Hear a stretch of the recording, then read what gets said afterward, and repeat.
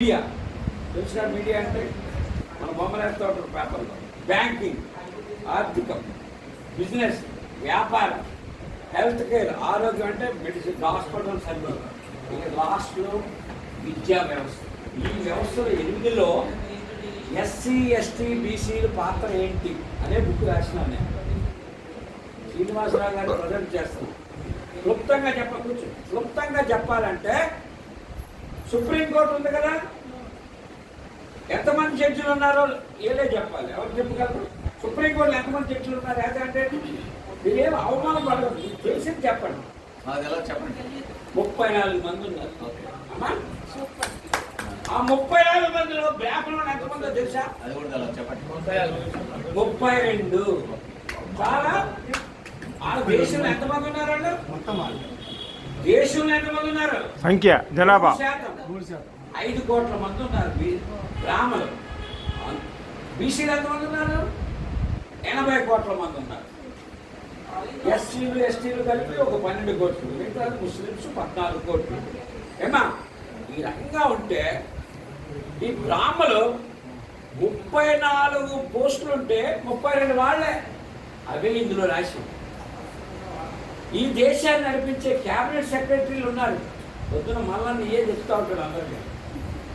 34 మంది, 90 మంది cabinet secretary దేశాన్ని నడిపిస్తూ ఉంటారు. ఈ నాయకులు కృష్ణలాగా ఆ ఫ్లైట్లో అటు ఇటు తిరుగుతూ ఉంటారు. అంటే దిగుతారు ఎక్కుతారు. అక్కడ చేసేది ఏముంటాడు, వాళ్ళు సంతకం పెట్టమంటే వాళ్ళు పెడతారంటే. వాళ్ళందరూ 90 మందిలో కూడా 87 మంది బ్రాహ్మలే. ఇంకేం నడుస్తుంది నీకు? పప్పు బెల్లం అంతే. మిగతా 3 బీసీలు. No SC, no ST, no minority, no Adivasi. అది ఇందులో రాసి. మేమేదో కల్లో వచ్చింది రాయలేదు, లేదా మా తమ్ముడు చెప్పింది రాయలేదు. ఆర్టీఐ ద్వారా తెప్పించాం. ఆర్టీఐ అంటే ఏంటి? Right to information act. ఎవరు పెట్టారు? మన్మోహన్ సింగ్ గారు పెట్టారు. నిన్న నేను వెంకటరెడ్డి ఓ ఫైల్ అడిగాం మా డిపార్ట్మెంట్లో. ఇందాక వస్తుంది, ఫైల్ వస్తుంది. అది ప్రతిదీ సమాచారం ఇవ్వాల్సిందే, గోప్యత లేదు. ఈ వ్యక్తిగత సమాచారం నేను అడగను. డిపార్ట్మెంట్లో ఏం జరిగిందో నాకు చెప్పమన్నాం. నేను 1400 కోట్లు కేసు వేస్తే నేను రిటైర్ అయిన తర్వాత ఆ కేసు మా చైర్మన్ కూడా కలిపి అమ్మేసుకొని ఆ 14 కోట్లు కట్టించా. నేను రిటైర్ అయిన తర్వాత సుప్రీంకోర్టుకి వెళ్తే వీళ్ళు మా కుమ్మక్కయి కేసు కొట్టేసి అది 14 కోట్లు ఇచ్చేసారా? వెంకట్ చేత రాయించా.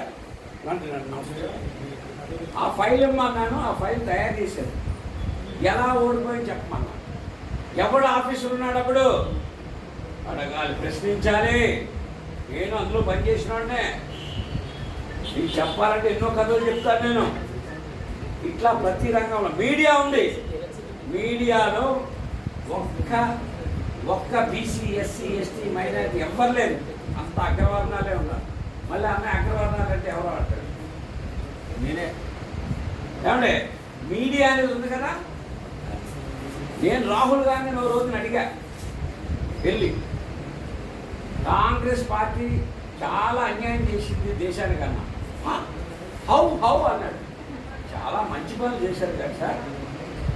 బీసీలు అనే వాళ్ళని దూరం పెట్టారు. ఎస్సీలు ఎస్టీలు మైనారిటీస్ సరిపోతారు ఓట్లు గుద్దడానికి అనుకున్నారు. బీసీలు మొత్తం పక్కన పెట్టేశారు.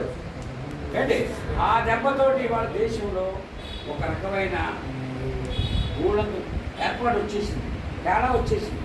వాళ్ళ ఎస్సీ ఎస్టీ బీసీలు పైకి రాలేదు. బీసీలు వచ్చేవాళ్ళు రానివ్వలేదు. దాంతో ఈ బ్రాహ్మణ వైశ్య క్షత్రియ ఈ వర్గాలన్నీ కూడా పైకి కూర్చున్నాయి. లాస్ట్ ఇయర్ 680 హైకోర్టు జడ్జిలు ఫిలప్ చేస్తే, ఒక ఏడాదిలో 680 జడ్జిలు ఫిలప్ చేస్తే 560 జడ్జిలు బ్రాహ్మలే. ఏమో రజనీ, క్యాచ్ చేసావా? వీళ్ళు ఎక్కడ మర్చిపోతారని మన పుస్తక రూపంలో కూడా తీసుకొచ్చాను. శ్రీనివాసరావు గారికి సమర్పిస్తున్నాను. జై పూలే జై పూలే. జై పూలే జై పూలే. అరే అన్ని రకాల పట్టమంటే ఇదిరా బాగా సగం ఇచ్చాడు చదువు కూర్చొని మంచిగా 8 పిల్లర్స్ ఆఫ్ కంట్రీ తెలుగులోకి వస్తుందన్నా రేపు వెళ్ళండు ఇప్పుడు మా అందరికి ఇస్తాం తెప్పిస్తాం మాకు ఇంగ్లీష్ రాదు మరి చదువు నువ్వు ఎంఏ కదా మాకు ఇంగ్లీష్ రాదండి మా తెలుగు మీడియమే. తీయండి. మా చెల్లెలు వచ్చి నాకు ఇయ్యలే. మీ అబ్బాయిలతో చదివించుకోండి ఏ వస్తుందిలే మరి అంత